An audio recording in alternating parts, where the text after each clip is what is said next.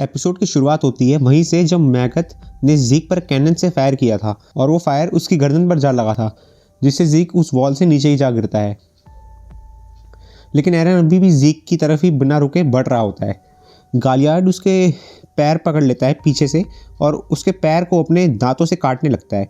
गालियार्ड की सबसे बड़ी गलती थी ये। भाई साहब, एरन उसके मुक्के बरसा देता है और गालियार्ड का बुरा हाल कर देता है। इतने में मैगथ एरन पर फायर कर देता है फिर से, जिससे एरन का हाथ कट जाता है। मैगथ कहता है बहुत बढ़िया, अब अगला शॉट में 20 टाइटन मारूंगा। पीछे से एक सोल्जर आता है चिल्लाते हुए, इन्हें दोबारा शूट नहीं करने देना। और पीक उस सोल्जर को अपने पीठ पे लगे उसके कैनन की मदद से उसे टेनिस बॉल की तरह मारती है। आर्मिन कहता है हमें सबसे पहले कार्ड टाइटन को निपटाना पड़ेगा। उन पर मारने आर्मी के सोल्जर्स लगातार फायरिंग कर रहे होते हैं तो कोनी और जीन आते हैं और कोनी कहता है हमें पहले इन सोल्जर्स को निपटाना होगा और उन सोल्जर्स को थंडर स्पीयर की मिसाइल से उड़ा देता है। इधर येलिना के लिए तो ये जैसे मूवी की फाइट सीन चल रहा है। वो तो भाई मस्त तरीके से बैठ के मज़े ले रही होती है। ज़ीक को होश आ जाता है। वो खुद से ही कहता है क्या मैं वॉल से नीचे गिर गया, क्या मुझ पर किसी ने शूट किया था। वो अपनी गर्दन ऊपर करता है तो उसे दिखता है एरन को रैनर ने पकड़ रखा है और एरन ने भी रैनर का गला पकड़ रखा है। रैनर कहता है उठ जाओ पोर्को, थोड़ी हिम्मत दिखाओ गलियार्ड। और वो उसे टच करता है जिससे उनके बीच कांटेक्ट हो जाता है। उनके बीच कांटेक्ट होने की वजह से पोर्को को उसके बड़े भाई की मेमोरीज दिख जाती है। उन मेमोरीज में वो रैनर को बोल रहा होता है मुझे माफ़ करना रैनर, ये बोलते हुए मुझे अच्छा नहीं लग रहा, पर तुम कभी भी वॉरियर नहीं बन सकते थे और ना बन सकते हो। मैंने हमेशा आर्मी को ऐसा बताया जिससे वो तुम्हें स्ट्रॉन्ग समझने लगे और उन्हें तुम्हारे लिए भड़काया क्योंकि मैं अपने भाई को बचाना चाहता था। ये मेमोरीज देख के पोर्को बहुत शॉक हो जाता है। और फिर दिखाते हैं पीक से वहाँ पर ईग्रिश लड़ रहे होते हैं। पीक कहती है जनरल मैगथ वो देखो ज़ीक अभी भी जिंदा है। ज़ीक कहता है अब समय आ चुका है टाइटन को बुलाने का, और वो स्क्रीम करने वाला ही होता है कि उधर कॉल्ट आ जाता है फाल्को को लेके और कहता है रुको ज़ीक, फाल्को ने तुम्हारी स्पेनिश फ्लूड ड्रिंक करी हुई है, प्लीज़ स्क्रीम मत करना ज़ीक। ये सुन के ज़ीक शॉक हो जाता है। फिर वो कहता है कि ये तुम्हें भी पता है कि मैं भी अब 20 टाइटन को इनहेरिट करने वाला हूँ। मैं इसके बिल्कुल काबिल हो चुका हूँ, जिसकी वजह से हमारी फैमिली को पैराडाइज आइलैंड में नहीं भेजा जाएगा। मैं ये नहीं जानता था कि तुम हमें धोखा दोगे, लेकिन मैं ये ज़रूर जानता हूँ कि तुम ऐसे इंसान नहीं हो जो बच्चों को इन सब मामलों में लाए। मैं ये नहीं कह रहा हूँ कि तुम यहाँ सिर्फ पड़े रहो और मर जाओ, लेकिन प्लीज़ तब तक का वेट कर लो जब तक फाल्को तुम्हारी स्क्रीम की रेंज से दूर ना चला जाए। उसके बाद तुम जितनी मर्जी चाहो उतने एलियंस और मार्लियंस को मारना, जितनी तुम्हारी इच्छा करे। गाबी वहाँ आ जाती है घोड़ा लेके और वो कहती है फाल्को से कि जल्दी फाल्को, जल्दी से इधर आओ और घोड़े पर बैठ जाओ। फाल्को कहता है गाबी पीछे रहो। तो ज़ीक कहता है कॉल्ट, तुम अपने भाई की बहुत फिक्र करते हो, मैं समझ सकता हूँ। एक भाई ही भाई की इतनी फिक्र कर सकता है। अब यार वहाँ पर एरन भी तो था जो कि ज़ीक का भाई है, तो ज़ीक भी है कि वो अपने भाई को वहाँ पर ऐसे मरता छोड़ दे, है ना। फिर वो कहता है मैं शर्मिंदा हूँ और कॉल्ट कहता है मिस्टर ज़ीक, और भाई साहब ज़ीक स्क्रीम कर देता है। और यार अब हम पिछले 2 एपिसोड से ही ज़ीक की स्क्रीम के बारे में सुनते आ रहे हैं, तो आपको पता ही होगा कि ज़ीक की स्क्रीम सुनते ही जिन लोगों ने भी उसकी स्पेनिश फ्लूड ड्रिंक कर रखी होगी वो टाइटन में बदल जाएगा। फाल्को कहता है कि कॉल्ट यहाँ से चले जाओ, मुझे अकेला छोड़ दो, लेकिन कॉल्ट उसे छोड़कर नहीं भागता और उसे गले से लगा लेता है। और भाई यहाँ बहुत सारे टाइटन्स आ गए होते हैं, इतने सारे लोगों ने ज़ीक की स्पेनिश फ्लूड ड्रिंक करी होती है। रैनर फाल्को को टाइटन में बना देख शॉक हो जाता है। फिर ज़ीक रैनर से कहता है फाल्को जाओ और जाके रैनर को रोको। मतलब यार बताओ, पहले उसे टाइटन बनाया और फिर उसे ये ऑर्डर दे दिया, कमाल है भाई ज़ीक। फाल्को जाता है और सीधा जाके रैनर पर हमला कर देता है। गाबी को होश आ जाता है और वो यार अपने भाई कॉल्ट को पूरा जला हुआ देखती है क्योंकि उसने फाल्को को गले से लगा रखा था, जिससे उसकी पूरी बॉडी जल के राख बन जाती है। रैनर ने एरन और फाल्को को दोनों को पकड़ लिया होता है। रैनर कहता है मैं इन दोनों को अकेला ज़्यादा देर तक नहीं रोक सकता हूँ, अगर मैंने एरन को छोड़ा तो वो भाग निकलेगा, तो मतलब फाल्को का मरना क्या मेरे ही हाथों में लिखा हुआ है। रैनर बहुत दुखी होता है ये सब सोचते हुए। इतने में एरन रैनर का सर अपने पैरों से जकड़ के उसे पीछे धकेल देता है और वहाँ से भागने लगता है, लेकिन रैनर एरन का पैर पीछे से पकड़ लेता है और उसे आगे नहीं जाने देता। पर फाल्को रैनर के गले को अपने मुंह से पकड़ लेता है, जिससे रैनर बहुत बड़ी परेशानी में आ जाता है क्योंकि फाल्को उसे खाने की कोशिश कर रहा होता है। पीछे से सीन दिखाते हैं कि ज़ीक पर मैगथ ने कैनन शूट कर दिया है और वो कहता है कि ये शूट से अब वो बच नहीं सकेगा। मुझे विश्वास है अब सिर्फ फाउंडिंग टाइटन ही बचा है हमारे रास्ते में। हमें तुम्हारे सर की ज़रूरत नहीं है, हमें सिर्फ तुम्हारे स्पाइनल फ्लूइड चाहिए। और वो उस पर फायर करने ही वाला होता है कि पीछे से आर्मिन उस पर मिसाइल फोड़ देता है और उन्हें रोक देता है।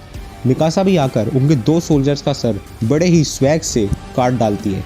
फिर दिखाते हैं कि ज़ीक का टाइटन उस स्केलेटन फॉर्म में आ गया होता है, और अगर कोई टाइटन उसके स्केलेटन फॉर्म में आ जाता है तो मतलब वो मर चुका होता है। रैनर कहता है कि क्या ये सब ख़त्म हो गया है, अब एरन फाउंटेन टाइटन की पावर्स यूज़ नहीं कर सकता, हमने अपना मिशन पूरा किया गया। एक बार अगर मैं अपनी गर्दन को हार्टनिंग कम कर दूं तो मेरा भी अंत हो जाएगा। गाबी ये सब होते हुए देख रही होती है शांत खड़ी होकर। आर्मर टाइटन को इनहेरिट करने वाले तुम हो फाल्को। फिर फाल्को रैनर की गर्दन को पता नहीं क्यों एक अचानक से छोड़ देता है और पीछे मुड़ के देखता है। वहाँ पोर्को खड़ा होता है जो अपने टाइटन से बाहर आ चुका था।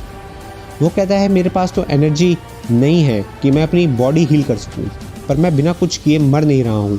मैंने अपने भाई की मेमोरीज देख ली हैं। उसने मिलिट्री को पागल बनाया ताकि वो तुम जैसे निकम्मे को वॉरियर बना सके मुझे बचाने के लिए। फॉल्को उसको खाने के लिए बढ़ने लगता है।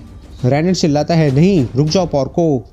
पोर्को कहता है अब इसमें कोई डाउट नहीं है कि मैं तुम्हारे से हमेशा से बेहतर वॉरियर रहा हूँ, और फॉल्को पोर्को को खा जाता है। रैनर को बहुत गुस्सा आता है और वो एरन को एक पंच मारता है। एरन उसके पंच को अपने मुंह से फंसा लेता है और वो अपनी पूरी बॉडी पर हार्डनिंग यूज़ करके, जिससे रैनर वहाँ फंस जाता है। फिर एरन अपनी टाइटन बॉडी से बाहर निकल के ज़ीक की ओर भागने लगता है। फिर हमें दिखाते हैं कि ज़ीक जिंदा होता है और वो कहता है कि अच्छा हुआ तुमने नोटिस किया एरन, मरने का नाटक करने का आइडिया एकदम परफेक्टली काम किया, अब हम बहुत नज़दीक हैं। रैनर खुद को छुड़वाकर एरन को रोकने के लिए बढ़ने लगता है।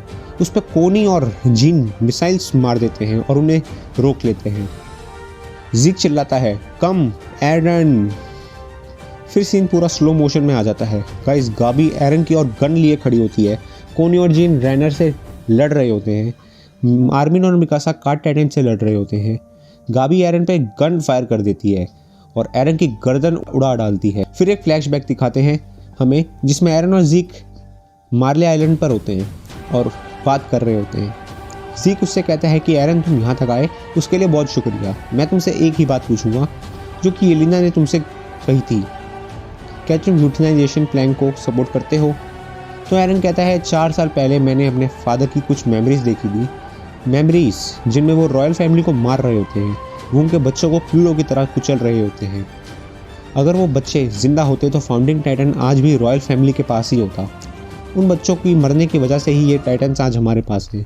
ज़ीक कहता है कि तो इसका मतलब तुम मानते हो कि फादर एकदम सही थे?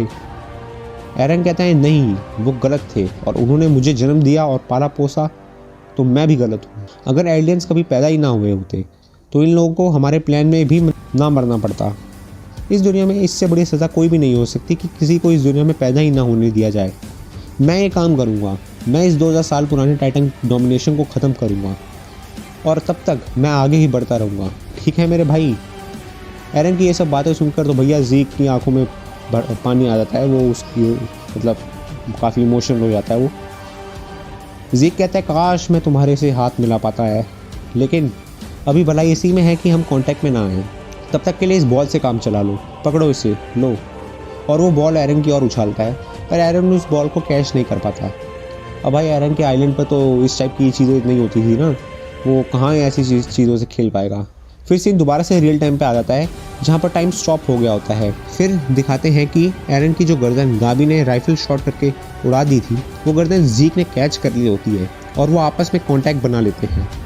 और वहीं यहाँ एरन को पास की चीज़ें दिखाई देने लगती है, जैसे बचपन की मिकासा, रैनर वगैरह। और फिर एरन की आँख जाके सीधा खुलती है पाथ्स में, और वो पाथ में ही होता है। वो कहता है कि ये क्या चीज़ है? तो ज़ीक कहता है कि ये कोऑर्डिनेट्स है जहाँ ये सारे पार्ट्स निकल रहे हैं।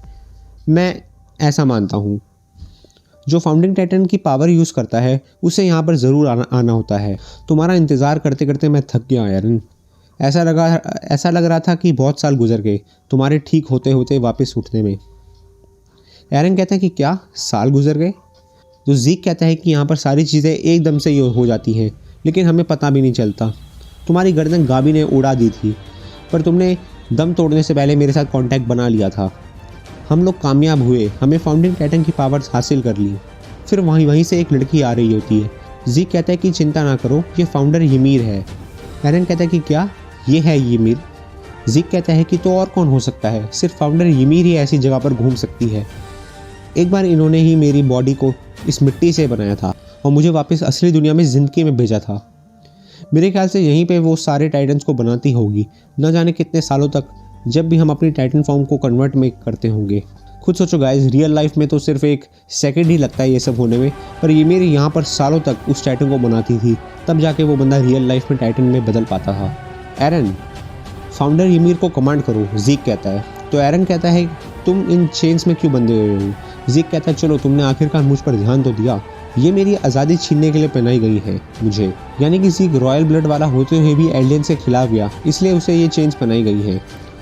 वो कहता है यहाँ पर सिर्फ तुम ही आज़ादी से घूम सकते हो, तुम ही ymir को कमांड कर सकते हो।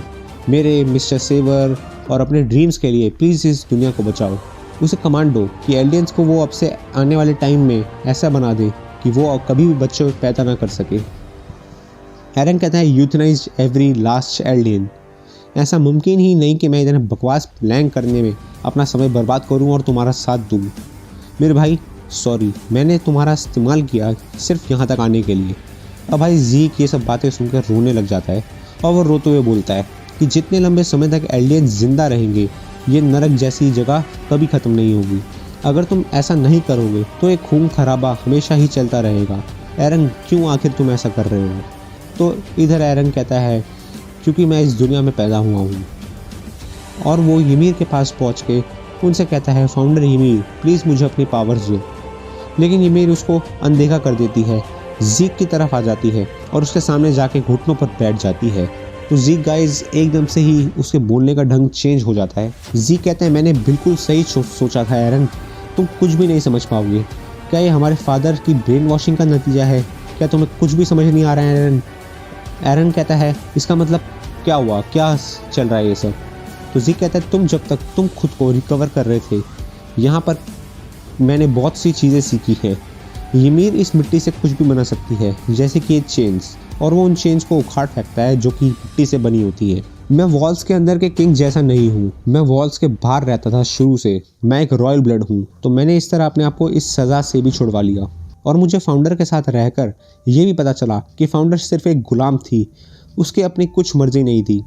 वो सिर्फ रॉयल ब्लड वालों को ही अपना मालिक समझती है और उन्हीं का कहना मांगती है। अभी इस वक्त फाउंडर टाइटन की पावर मेरे हाथ में है एरन, तुम यहाँ तक कि सिर्फ एक चाबी थे। तो एरन कहता है कि ये सब बातें बकवास हैं। तो ज़ीक कहता है कि मुझे अच्छा लगा तुम्हारे दिल की सच्ची बातें जानकर। तुम और मैं सिर्फ एक विक्टिम्स हैं हमारे उस फादर के बनाए हुए, पर मेरे पास एक दूसरे फादर भी थे जिन्होंने मुझे बचाया। तुम्हें भी ऐसा कोई चाहिए जो तुम्हें बचा सके। मैं तुम्हें कभी अकेला नहीं छोड़ूंगा, मैं तुम्हें ठीक कर दूंगा अपनी फाउंडिंग पावर से। इससे पहले मैं दुनिया को बचाऊं, मुझे तुम्हें बचाना ज़रूरी है। और वो उसके सर को पकड़ के खुद का सर एरन के सर के साथ कांटेक्ट कर लेता है और ये एपिसोड यहीं पर ख़त्म हो जाता है। तो एक गाइस, मैंने अटैक ऑन टाइटन के सीज़न 4 पार्ट 2 के एपिसोड 3 यानी एपिसोड 78 को एक्सप्लेन किया है। मैं आगे के एपिसोड्स को भी एक्सप्लेन करूँगा। अगर ये एक्सप्लेनेशन वीडियो पसंद आई है तो इस वीडियो को लाइक करना यार, लाइक करना और चैनल को सब्सक्राइब करना, ताकि ऐसी एक्सप्लेनेशन वीडियोस आपको मिलती रहे। बाकी अगर गाइस आपके कुछ डाउट हो अटैक ऑन टाइटन के किसी भी सीन को लेके या किसी भी चीज़ को लेके, मतलब कुछ भी यार, तो आप मेरे से कमेंट सेक्शन में पूछ सकते हो। मिलते हैं नेक्स्ट वीडियो में गाइस, तब तक के लिए बाय बाय।